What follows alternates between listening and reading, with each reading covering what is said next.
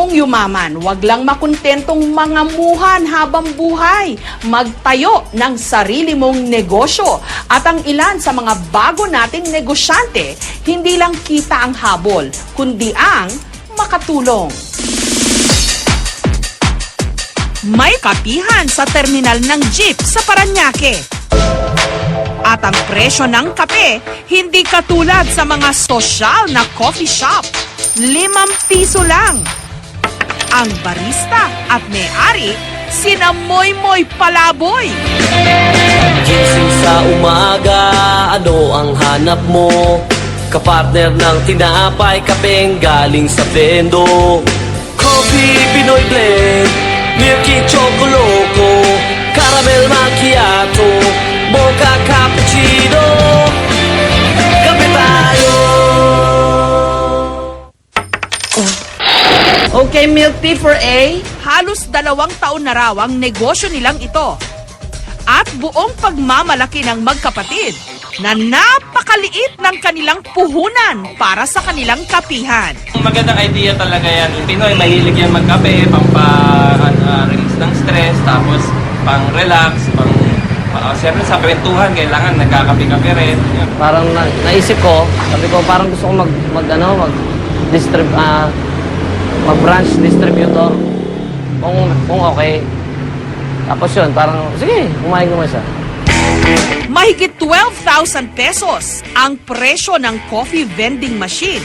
May kasama na itong 3 flavors ng kape at 300 paper cups.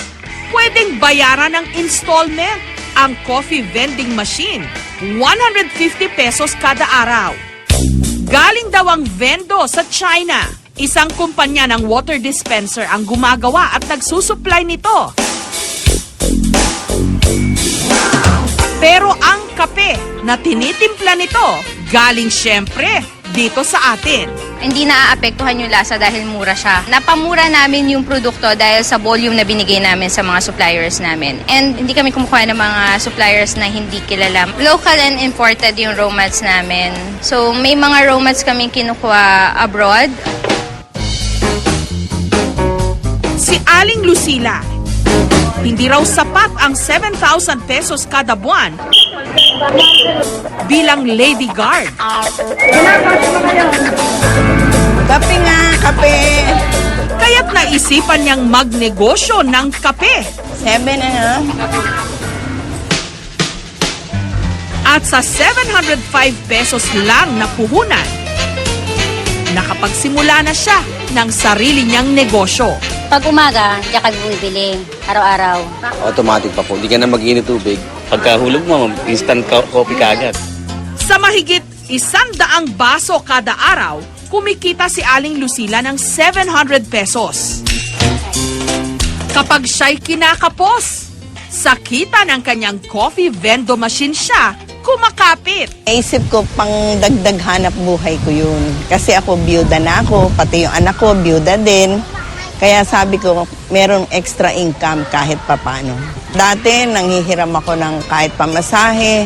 Ayun, nakakasalba. Malaking salba ang ginawa sa akin ng kape na yan.